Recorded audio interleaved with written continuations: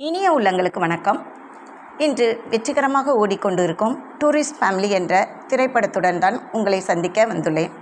Sunday ஃபேமிலியாக சினிமாவுக்கு போகலாம் என நீண்ட நாட்களுக்கு பின் ஆசை வந்தது. நல்ல வேளை டிக்கெட் புக் பண்ணிட்டு தான் போனோம்.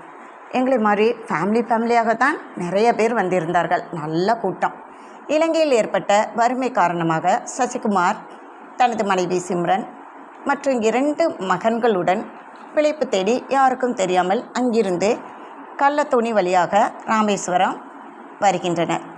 அங்கிருந்து சென்னையில் இருக்கும் சிம்ரன் சகோதரர் யோகி பாபுவிடம் தஞ்சம் அடைகின்றனர். அவர் உதவியுடன் போலீஸ் இன்ஸ்பெக்டர் வீட்டில் கேரளாவை சேர்ந்தவர்கள் என கூறி வாடகைக்கு குடியேறுகிறார்கள். சில நாட்களிலேயே காலனி பொதுமக்களின் குடும்பத்தில் ஒருவராக சசிகுமார் குடும்பம் பழகி அவர்களது மனதில் இடம் பிடித்து விடுகின்றனர்.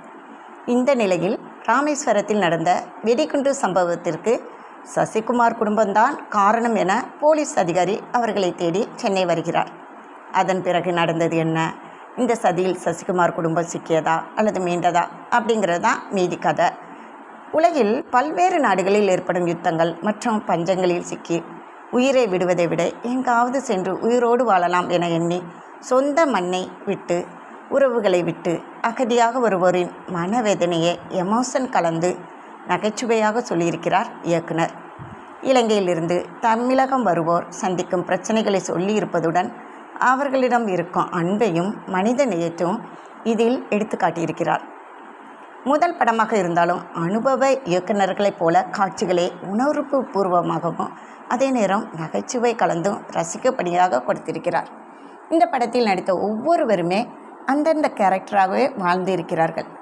சமீப காலமாக மோஸ்ட்லி வன்முறைக்கு இம்பார்ட்டன்ஸ் கொடுத்தே படங்கள் எடுக்கப்படுகிறது.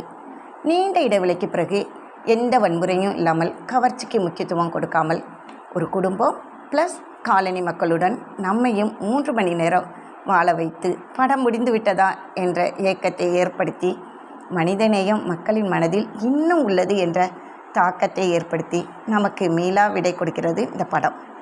ஒவ்வொரு குடும்பமும் நிச்சயமாக பெரியவர்கள் முதல் சிறியவர்கள் வரை இந்த படத்தை பார்க்க வேண்டும்.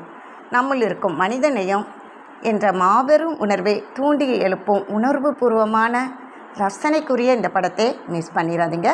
வாழ்க்கை நிக்கட்டும். நன்றி. மீண்டும் சந்திப்போம்.